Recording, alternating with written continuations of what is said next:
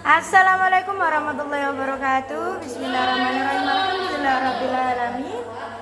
Yang terhormat kepada Abi Hanif dan Umi Ida selaku pengasuh pesantren Super Kemlar Ibrahim Ida, yang terhormat kepada Mas Awal, Mas Amik, Neng Fahria, Neng Zara, dan Neng Kamila, dan segenap jajaran pengurus dan teman-teman semua yang sedang berbahagia. Semuanya bagaimana kabarnya pada malam hari ini? Oke, jadi malam hari ini saya Fatina Bila dari kelas 11 BMA Kelana Tidak akan mempresentasikan kitab Masail Al-Fiqih bab yang kedua, yaitu tentang yang pertama, cabang pertama ada inseminasi dan bayi tabung. Apa sih inseminasi itu? Inseminasi itu adalah penghamilan atau pembuahan secara teknologi untuk wanita yang ingin hamil tetapi tidak bisa dibuai dan tidak bisa membuahi. Nah, yang kedua ada bayi tabung. Apa sih bayi tabung itu? Bayi tabung itu sel telur dan sel sperma yang dibiarkan di dalam sebuah wadah atau cawan, yaitu sebuah perkembangan teknologi untuk para wanita, atau sel telur dan sel sperma yang tidak bisa sama-sama membuahi. Nah, jadi ada dua jalan. Yang pertama ada inseminasi dan yang kedua ada bayi tabung. Oke. Yang kedua ada teknik atau caranya.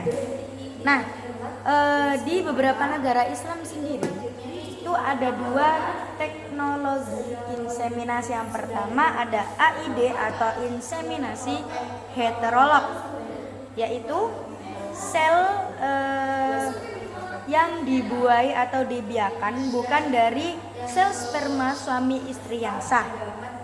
Nah, yang kedua AIH atau inseminasi homolog, yaitu sel atau pembuahan sel yang berasal dari air mani sepasang suami istri yang sah. Nah, ada beberapa larangan dokter dalam hal inseminasi atau bayi tabung sendiri. Yang pertama, tidak boleh seorang ibu tidak boleh terlalu capek. Yang kedua, tidak boleh memakan atau meminum unsur alkohol. Dan yang ketiga, tidak boleh bersenggama selama 15 hari atau kurang lebih selama 3 minggu. Nah, hukum dari inseminasi atau bayi tabung itu sendiri diperbolehkan dalam Islam karena yang demikian itu tidak melanggar ketentuan agama. Nah, dalam hal ini dikarenakan juga karena faktor darurat, maka seorang suami istri itu mendapat dispensasi dalam agama karena bertujuan untuk menempuh jalan keluar. Nah, tetapi hukum ini akan menjadi tidak boleh atau haram ketika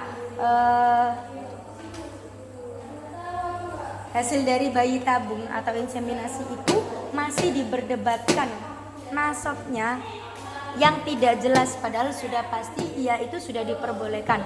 Jadi jangan menyulitkan sesuatu atau menyulitkan orang lain ketika kamu tidak mau disulitkan. Jadi jangan menyulitkan suatu hukum yang sudah ditentukan, karena bisa jadi hukum itu menjadi haram hukumnya. Yang terakhir ada teknologi kloning manusia. Jadi apa sih teknologi kloning sendiri? Itu berarti produksi suatu individu atau lebih dalam makhluk hidup yang identik secara genetika. Ada dua macam. Yang pertama penyempurnaan kecacatan. Contohnya ketika ada seseorang yang kecelakaan, maka ia diperbaiki ginjalnya, jantungnya, bahkan tangannya. Yang kedua menciptakan seseorang yang utuh seperti manusia, tetapi di sisi lain cloning dalam hal menciptakan ini sendiri digunakan dalam sel hewan untuk memperbanyak populasi.